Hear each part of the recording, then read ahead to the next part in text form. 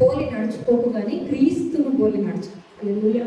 ఇతరులను బట్టి ఒక కార్యం చేయాలనుకోకు, కానీ క్రీస్తును బట్టి చేయాలని ఆశపడు. క్రీస్తును బట్టి ఆశపడినప్పుడు క్రీస్తులో ఉన్న అభిషేకం అంతా నీదే.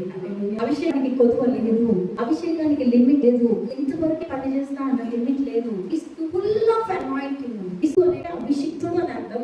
ఫుల్ అనాయింటింగ్ ఉంది. దాంట్లో నుంచి నువ్వు ఎంత తీసుకోగలుగుతావో నువ్వు. క్రీస్తు లేపబడక మునిపే కదా ఆయన లాజర్ని లేపాడు. హల్లెలూయా.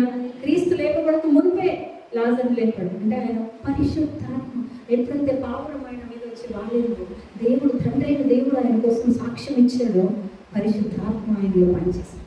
నీకోసం నా కోసం కూడా తండ్రి అయిన దేవుడు ఈరోజు సాక్ష్యం ఇస్తుంటే కనుక ఇది మొదలుకొని ఆ పవర్లో మనం పనిచేయడం కాక, ఇది మొదలుకొని అటు పవర్లో మనం నడిచేద్దాం కాక, అటు అభిషేకంలో మనం ముందుకు వెళ్ళడం కాక.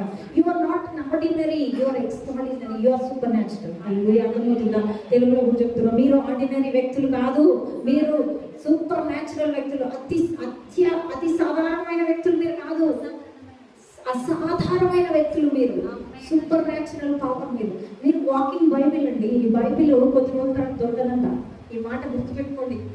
దేవుడి వాక్యంలో మీరు రాయబడింది, ఈ సముద్రం నుంచి ఆ సముద్రం వరకు, ఈ దిక్కు నుంచి ఆ దిక్కు వరకు తిరిగిన వాక్యం అనేది దొరకదంట కొద్ది రోజుల తర్వాత.